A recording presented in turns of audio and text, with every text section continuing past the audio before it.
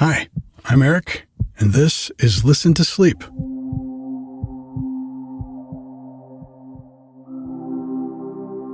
This week, I'm trying something new again.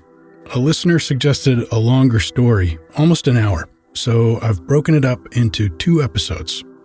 This will be part 1 of The Yellow Wallpaper by Charlotte Perkins Gilman. It's a fun one, a little creepy, but, that's how I like them. And if you just can't wait to find out how it ends, you can find the story for free online, like all the stories I read here, by Googling The Yellow Wallpaper. If you're enjoying the podcast, please consider showing your support by subscribing and leaving a review on iTunes or wherever you listen. It really helps. Also, you can link to it on social media. I have an Instagram and a Twitter account. They both have the username Listen to Sleep. Thank you again for all your support.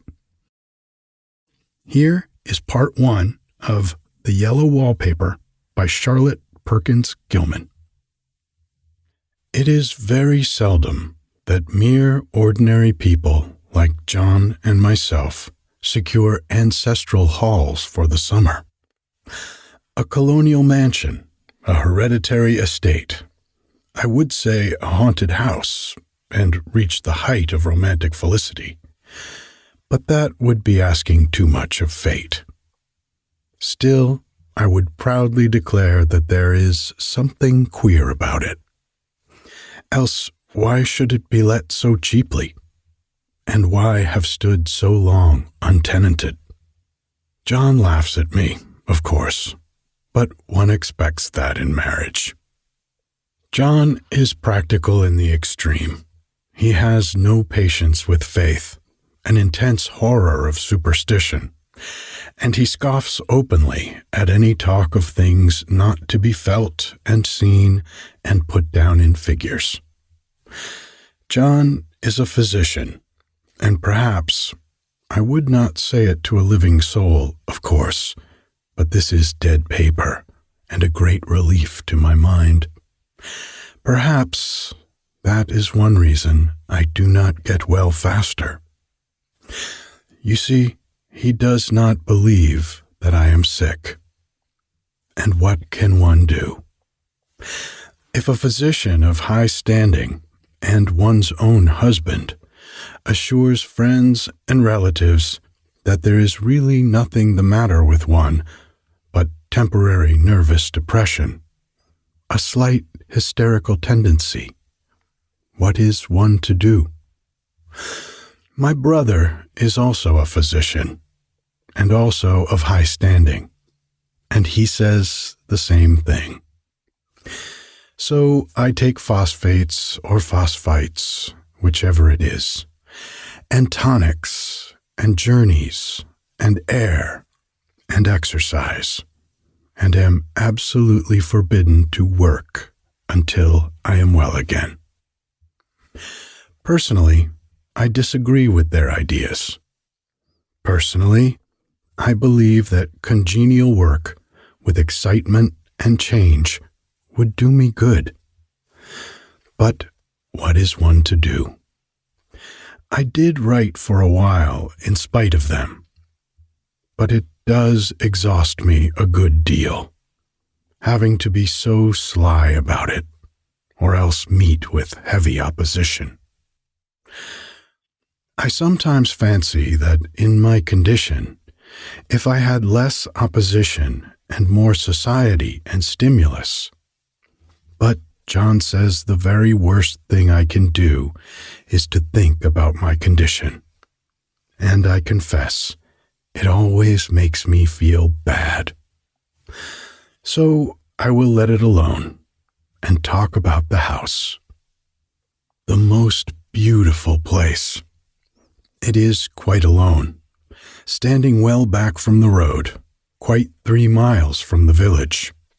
It makes me think of English places that you read about, for there are hedges and walls and gates that lock, and lots of separate little houses for the gardeners and people. There is a delicious garden. I never saw such a garden, large and shady, full of box-bordered paths, and lined with long grape-covered arbors with seats under them. There were greenhouses too, but they are all broken now. There was some legal trouble, I believe. Something about the heirs and co-heirs. Anyhow, the place has been empty for years. That spoils my ghostliness, I am afraid. But I don't care. There is something strange about the house. I can feel it. I even said so to John one moonlight evening, but he said what I felt was a draft and shut the window. I get unreasonably angry with John sometimes. I'm sure I never used to be so sensitive.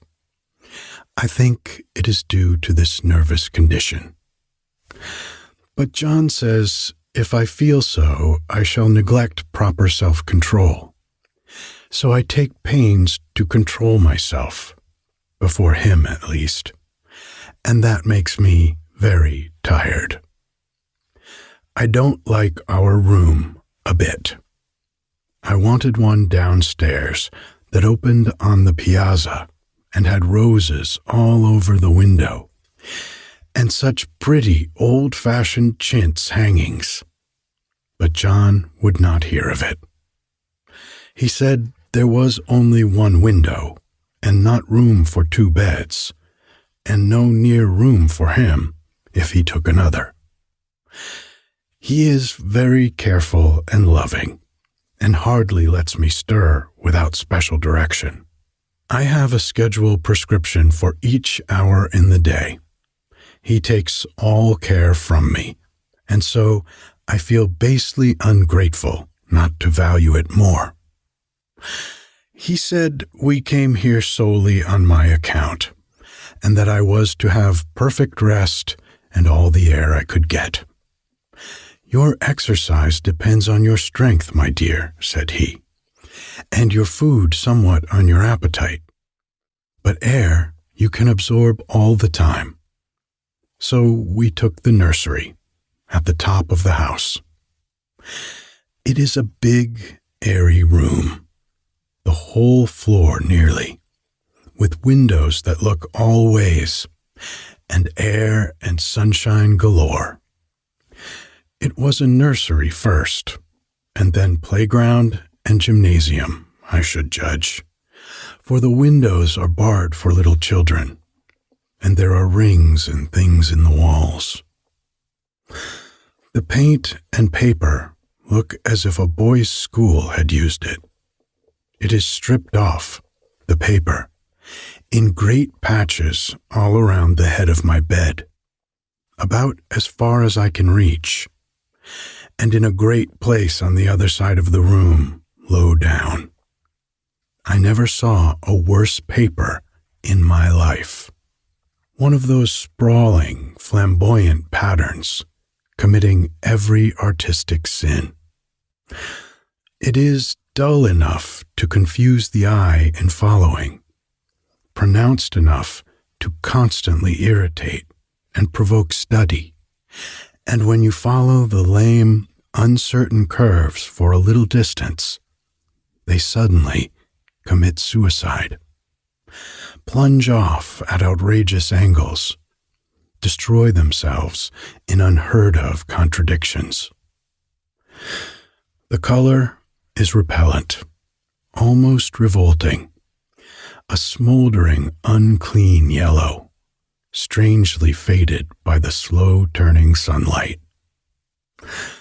It is a dull, yet lurid orange in some places, a sickly sulfur tint in others. No wonder the children hated it.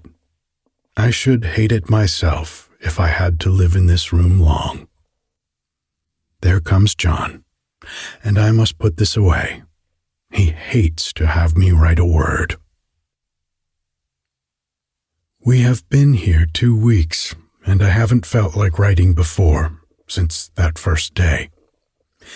I am sitting by the window now, up in this atrocious nursery, and there is nothing to hinder my writing as much as I please, save lack of strength.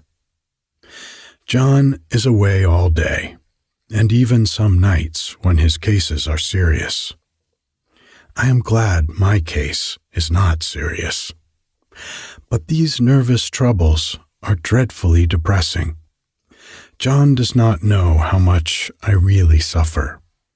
He knows there is no reason to suffer, and that satisfies him.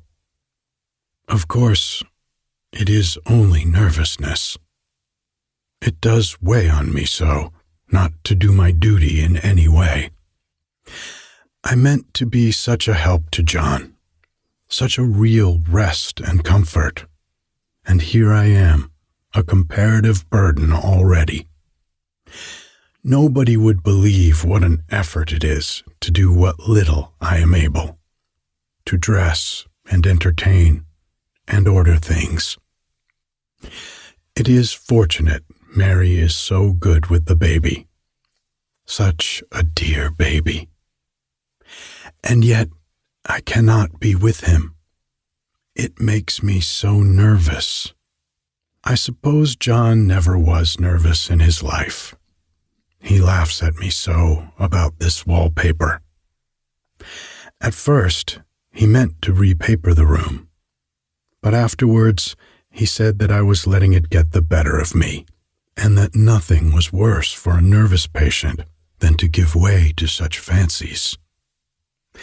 He said that after the wallpaper was changed, it would be the heavy bedstead, and then the barred windows, and then that gate at the head of the stairs, and so on. You know the place is doing you good, he said. And really, dear, I don't care to renovate the house just for a 3 months' rental. Then do let us go downstairs, I said. There are such pretty rooms there. Then he took me in his arms and called me a blessed little goose, and said he would go down cellar if I wished, and have it whitewashed into the bargain. But he is right enough about the beds and windows and things. It is as airy and comfortable a room as anyone need wish, and, of course, I would not be so silly as to make him uncomfortable just for a whim. I'm really getting quite fond of the big room, all but that horrid paper. Out of one window, I can see the garden, those mysterious, deep-shaded arbors, the riotous, old-fashioned flowers and bushes and gnarly trees. Out of another, I get a lovely view of the bay and a little private wharf belonging to the estate. There is a beautiful shaded lane that runs down there from the house. I always fancy I see people walking in these numerous paths and arbors, but John has cautioned me not to give way to fancy in the least. He says that with my imaginative power and habit of story-making, a nervous weakness like mine is sure to lead to all manner of excited fancies, and that I ought to use my will and good sense to check the tendency. So I try. I think sometimes that if I were only well enough to write a little, it would relieve the press of ideas and rest me. But I find I get pretty tired when I try. It is so discouraging not to have any advice and companionship about my work. When I get really well, John says we will ask Cousin Henry and Julia down for a long visit. But he says he would as soon put fireworks in my pillowcase as to let me have those stimulating people about now. I wish I could get well faster. But I must not think about that. This paper looks to me as if it knew what a vicious influence it had. There is a recurrent spot where the pattern lolls like a broken neck, and 2 bulbous eyes stare at you upside down. I get positively angry with the impertinence of it and the everlastingness. Up and down and sideways they crawl, and those absurd, unblinking eyes are everywhere. There is one place where two breadths didn't match, and the eyes go all up and down the line, one a little higher than the other. I never saw so much expression in an inanimate thing before, and we all know how much expression they have. I used to lie awake as a child and get more entertainment and terror out of blank walls and plain furniture than most children could find in a toy store. I remember what a kindly wink the knobs of our big old bureau used to have. And there was one chair that always seemed like a strong friend. I used to feel that if any of the other things looked too fierce, I could always hop into that chair and be safe. The furniture in this room is no worse than inharmonious, however, for we had to bring it all from downstairs. I suppose when this was used as a playroom, they had to take the nursery things out, and no wonder. I never saw such ravages as the children have made here. The wallpaper, as I said before, is torn off in spots, and it sticketh closer than a brother. They must have had perseverance as well as hatred. Then the floor is scratched and gouged and splintered. The plaster itself is dug out here and there. And this great heavy bed, which is all we found in the room, looks as if it had been through the wars. But I don't mind it a bit. Only the paper. There comes John's sister. Such a dear girl as she is, and so careful of me. I must not let her find me writing. She is a perfect and enthusiastic housekeeper, and hopes for no better profession. I verily believe she thinks it is the writing which made me sick. But I can write when she is out, and I see her a long way off from these windows. There is one that commands the road, a lovely shaded winding road, and one that just looks off over the country. A lovely country, too, full of great elms and velvet meadows. This wallpaper has a kind of sub-pattern in a different shade, a particularly irritating one, for you can only see it in certain lights, and not clearly then. But in the places where it isn't faded, and where the sun is just so, I can see a strange, provoking, formless sort of figure that seems to sulk about behind that silly and conspicuous front design. There's Sister on the stairs. Well, the 4th of July is over. The people are gone, and I am tired out. John thought it might do me good to see a little company, so we just had Mother and Nellie and the children down for a week. Of course, I didn't do a thing. Jenny sees to everything now. But it tired me all the same. John says if I don't pick up faster, he shall send me to Weir Mitchell in the fall. But I don't want to go there at all. I had a friend who was in his hands once, and she said he is just like John and my brother, only more so. Besides, it is such an undertaking to go so far. I don't feel as if it was worthwhile to turn my hand over for anything, and I'm getting dreadfully fretful and querulous. I cry at nothing, and I cry most of the time. Of course, I don't when John is here, nor anybody else, but when I am alone. And I am alone a good deal just now. John is kept in town very often by serious cases, and Jenny is good and lets me alone when I want her to. So I walk a little in the garden or down that lovely lane, sit on the porch under the roses, and lie down up here a good deal. I'm getting really fond of the room, in spite of the wallpaper. Perhaps because of the wallpaper. It dwells in my mind so. I lie here on this great immovable bed. It is nailed down, I believe. And I follow that pattern about by the hour. It is as good as gymnastics, I assure you. I start, we'll say, at the bottom, down in the corner over there where it has not been touched. And I determine for the 1000th time that I will follow that pointless pattern to some sort of a conclusion.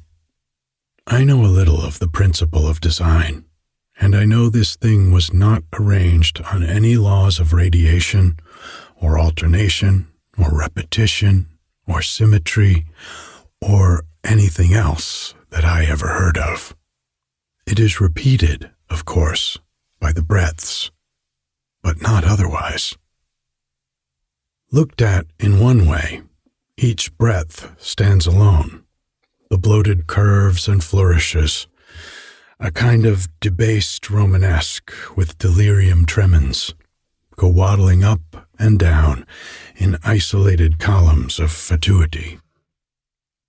But on the other hand, they connect diagonally, and the sprawling outlines run off in great slanting waves of optic horror, like a lot of wallowing seaweeds in full chase.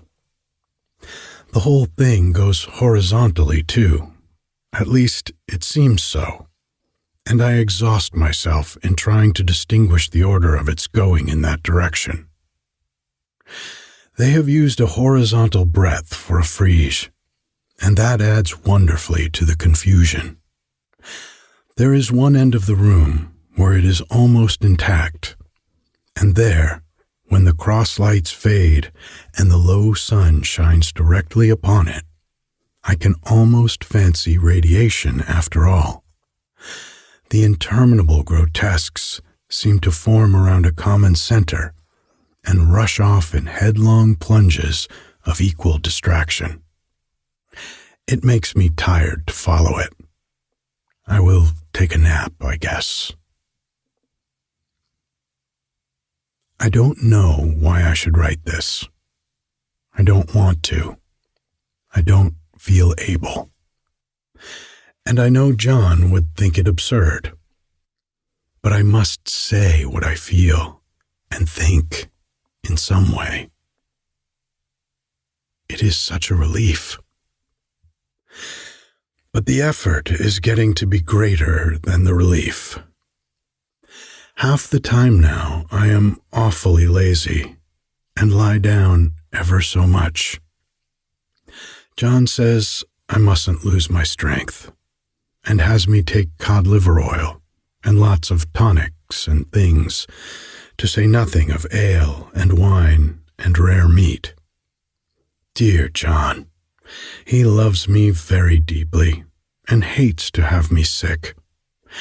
I tried to have a real, earnest, reasonable talk with him the other day and tell him how I wish he would let me go and make a visit to Cousin Henry and Julia.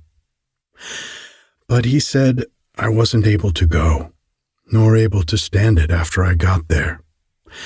And I did not make out a very good case for myself, for I was crying before I had finished. It is getting to be a great effort for me to think straight. Just this nervous weakness, I suppose. And dear John gathered me up in his arms and just carried me upstairs and laid me on the bed and sat by me and read to me till it tired my head. He said I was his darling and his comfort and all he had, and that I must take care of myself for his sake and keep well. He says no one but myself can help me out of it, that I must use my will and self-control and not let any silly fancies run away with me. There's one comfort. The baby is well and happy, and does not have to occupy this nursery with the horrid wallpaper.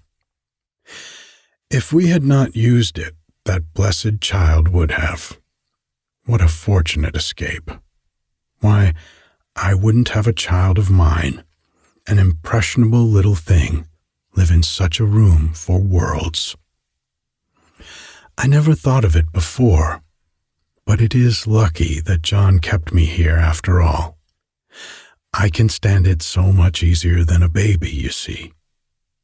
Of course, I never mention it to them anymore.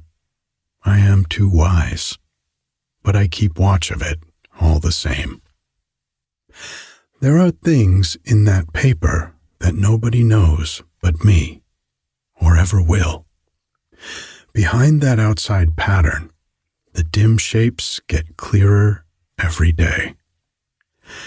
It is always the same shape, only very numerous. And it is like a woman stooping down and creeping about behind that pattern. I don't like it a bit. I begin to think, I wish John would take me away from here. Good night.